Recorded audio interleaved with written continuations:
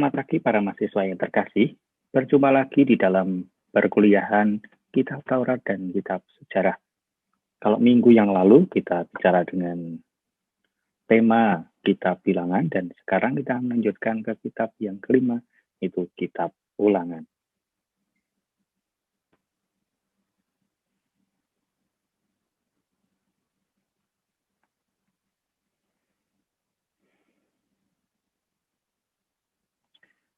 Kita pertama-tama akan bicara tentang kitab ini. Yang pertama adalah terkait dengan nama. Dalam bahasa Ibrani, kitab ini diberi judul menurut kata pertama yang muncul, yaitu Debarim, kata-kata atau perkataan. Sedangkan dalam Septuaginta, kitab ini diberi judul Deuteronomion, yang berarti hukum, nomos, dan yang kedua, Deuteros. Nama ini diambil dari perintah untuk menulis salinan hukum yang disampaikan Musa bagi raja yang akan memerintah Israel di tanah terjanji. Ulangan 17 ayat 18. Nama ulangan dalam bahasa Indonesia dipergunakan karena kitab ini mengulang kembali banyak hal yang sudah disampaikan dalam kitab-kitab sebelumnya. Khususnya kisah perjalanan di padang gurun dan hukum yang disampaikan kepada orang Israel. Pentingnya kitab ulangan. 40 tahun sudah orang Israel mengembara di padang gurun.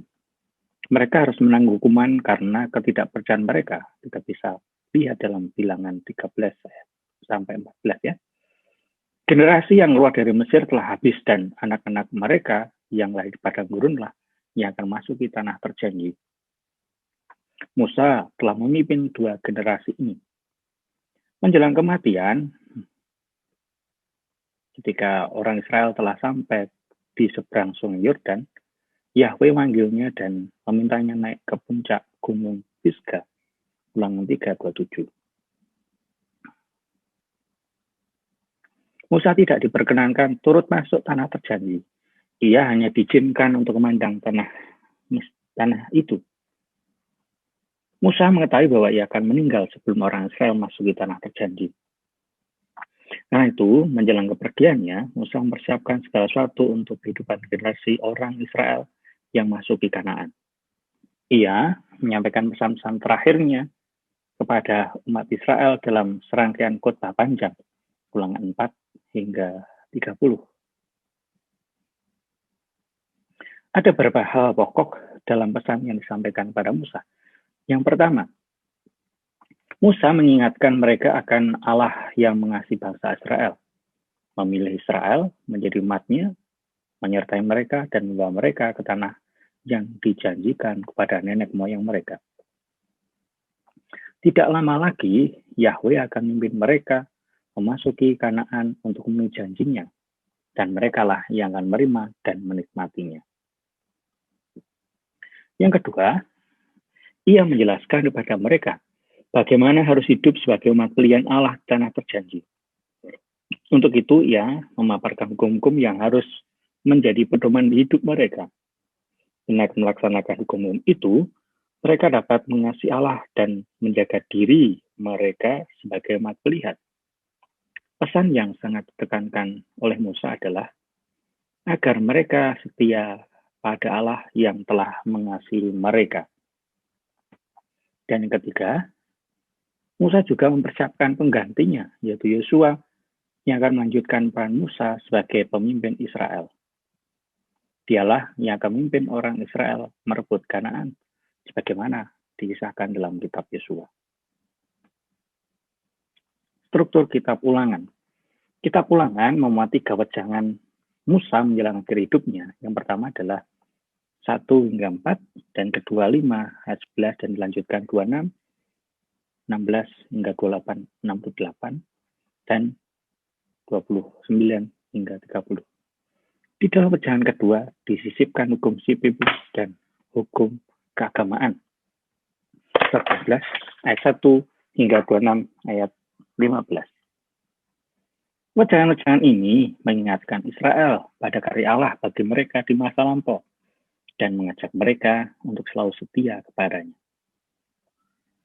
Di akhir kitab ini diisahkan mengangkat Tuhan Yosua sebagai pengganti Musa dan kematian pimpin bangsa Israel itu, yakni Musa. Yang pertama, wejangan pertama, ayat bab 1 ayat 1 hingga bab 4 ayat 43. Sikap iman, sikap terhadap Allah dibagi dengan pertama pengantar, ayat 1 hingga ayat 5. Karya Allah, perjalanan dari Horeb, bab 1 ayat 6 hingga bab 3 ayat 29. Nasihat memelihara hukum Allah, bab 4 ayat 1 hingga 40, dan kota-kota pelindungan, bab 4 41 hingga 43. Sedangkan wejangan kedua, iman akan Allah perjanjian. Yang pertama adalah pendahuluan pengajaran Musa, bab 4 ayat 44 hingga 49. Lalu perintah Allah di Sinai, bab 5 ayat 1 hingga 33. Kasih kepada Allah sebagai perintah utama, bab 6 ayat 1 hingga 26. Sikap terhadap penduduk tanah Kanaan, 7 hingga bab 1 ayat 26. Belajar ketaatan di hari masa lampau, bab 8 ayat 1 hingga bab 10 ayat 11. Peringatan untuk taat dan bersyukur, bab 10, 12 hingga 22. Dan ketaatan dan berkat, bab 11 ayat 1 hingga 32. Juga nasihat wejangan kedua ini, perintah untuk mentaati hukum Taurat, bab 26 ayat 16 hingga 19. Perayaan perjanjian, 27 ayat 1 hingga 26. Pernyataan mengenai berkat dan kutuk, bab 28 ayat 1 hingga 68. Sedangkan wejangan ketiga, yaitu tentang pembaruan perjanjian dengan Allah, bab 29 ayat 1 hingga 29. Pertobatan dan pengampunan, 30 ayat 1 hingga 10.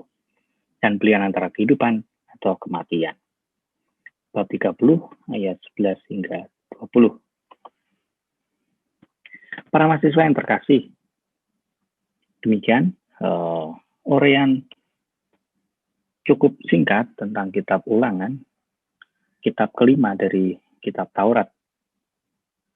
Semoga dengan kelima kita bersama-sama lihat dan paparkan, semakin Anda mengenal kitab Taurat, bagaimana Allah Yahweh memilih Israel, menuntun mereka menuju tanah janji, dan bagaimana bangsa Israel menanggapi pilihan Allah itu di dalam kehidupan mereka.